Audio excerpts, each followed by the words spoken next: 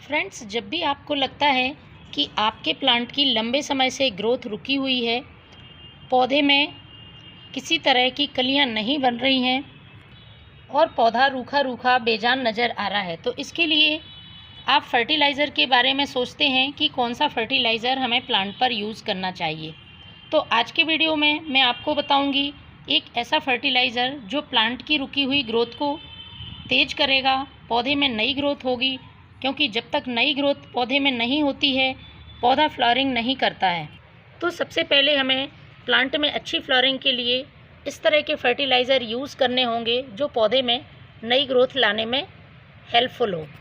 देखिए, मेरे प्लांट में इस समय सभी में नई ग्रोथ हो रही है, चाहे गुड़हल हो, गुलाब हो, मोगरा हो, सभी में कलियां बनने लगी हैं और पौधे अच्छी फ्लावरिंग कर रहे हैं। लेकिन किसी भी फर्टिलाइज़र को यूज़ करने से पहले आपको पौधे में पहले इस बात का ध्यान रखना होगा कि ऐसा पोषक तत्वों की कमी से हो रहा है या आपकी देखभाल में कोई कमी है। तो आज मैं आपको 2 से 3 रीज़न बताऊंगी जिससे प्लांट की ग्रोथ रुकती है या पत्तियां पीली पड़ती हैं और उसमें फ्लावरिंग नहीं होती है। यदि आप देखभाल सही तरह से कर रहे हैं, उसके बावजूद प्लांट में कोई ग्रोथ नहीं हो रही है, तब आपको प्लांट में पोषक तत्वों से भरपूर फर्टिलाइज़र देने की ज़रूरत है। तो सबसे पहली बात, प्लांट की सॉइल को आपको चेक करना होगा। बहुत ज़्यादा हार्ड सॉइल जब हो जाती है तो जड़ें अच्छी तरह से विकास नहीं कर पाती हैं और पौधे की ग्रोथ रुक जाती है। तो इसके लिए आपको प्लांट की सॉइल को 15 दिन में एक बार गुड़ाई करना बहुत ज़रूरी है। दूसरा काम होता है प्लांट में पानी देने का। यदि आप ज़रूरत से ज़्यादा पानी देते हैं, ओवर वाटरिंग करते हैं, तो प्लांट की जड़ें सड़ जाती हैं और उसकी ग्रोथ रुक जाती है। या फिर पानी बहुत कम देते हैं तब भी प्लांट की ग्रोथ रुकती है। तो आपको इस तरह से वाटरिंग करनी है, मिट्टी में नमी बनी रहे और पानी ज़्यादा देर तक भरा हुआ ना रहे।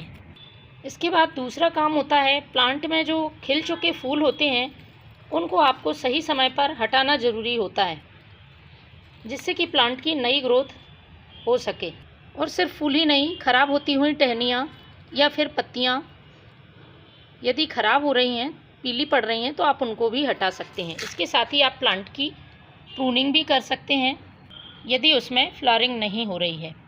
इसके बाद आपको प्लांट में देखना होता है किसी तरह का इंसेक्ट तो नहीं है। कभी कभी इंसेक्ट और बीमारियों की वजह से भी प्लांट की ग्रोथ रुक जाती है और हम उसमें लगातार फर्टिलाइज़र देते रहते हैं जिनका किसी तरह का फ़ायदा प्लांट में नहीं होता है। तो आपको नीम ऑयल का 15 दिन में एक बार अपने सभी प्लांट्स पर स्प्रे करना है। एक ऑर्गेनिक इंसेक्टिसाइड है और इसका ही यूज़ करें आप। अभी गर्मियों के दिनों में केमिकल इंसेक्टिसाइड का यूज़ नहीं करना है।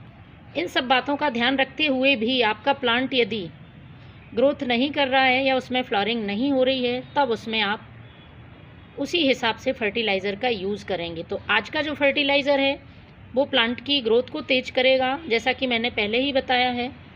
इसके साथ ही उसमें अच्छी फ्लावरिंग के लिए मदद करेगा। आप इस फर्टिलाइज़र का यूज़ अपने सभी प्लांट्स पर कर सकते हैं। तो फ्रेंड्स, मेरे हाथ में आप देख रहे हैं, ये है मेथी दाना।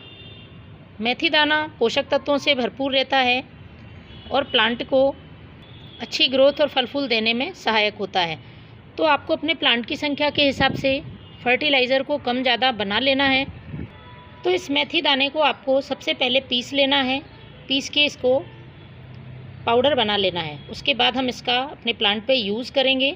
मैं 2 तरह के फर्टिलाइज़र प्लांट में यूज़ करूँगी। एक लिक्विड फर्टिलाइज़र है और एक डायरेक्ट सॉइल में डालने के लिए सॉलिड फर्टिलाइज़र है। तो फ्रेंड्स, मेथी दाना पीसने के बाद कुछ इस तरह से हमें पाउडर मिलेगा। इसको हमें 2 मुट्ठी वर्मी कंपोस्ट में मिला देना है।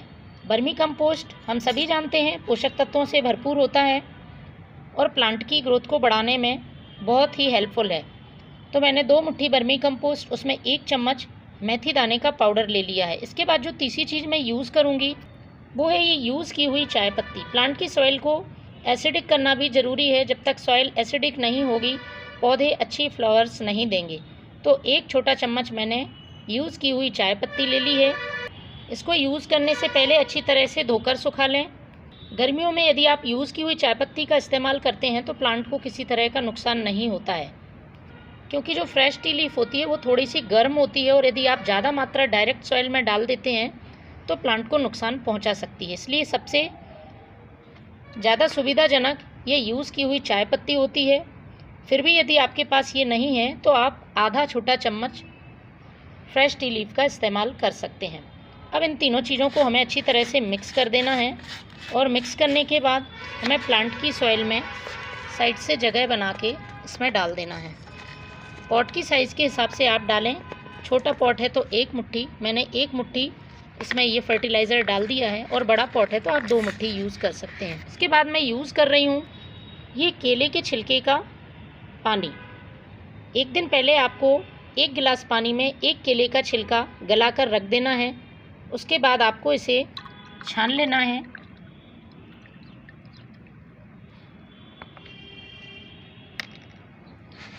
और प्लांट की सॉइल में डाल देना है। केले का छिलका पोटेशियम से भरपूर होता है और प्लांट में अच्छे फूल लाने में मदद करता है। तो फ्रेंड्स, इस फर्टिलाइज़र की मदद से आप देखेंगे कुछ दिनों में ही आपके प्लांट में नई ग्रोथ होना शुरू हो गई है और प्लांट में कलियां बनने लगी हैं। तो आप भी इसका यूज़ करें।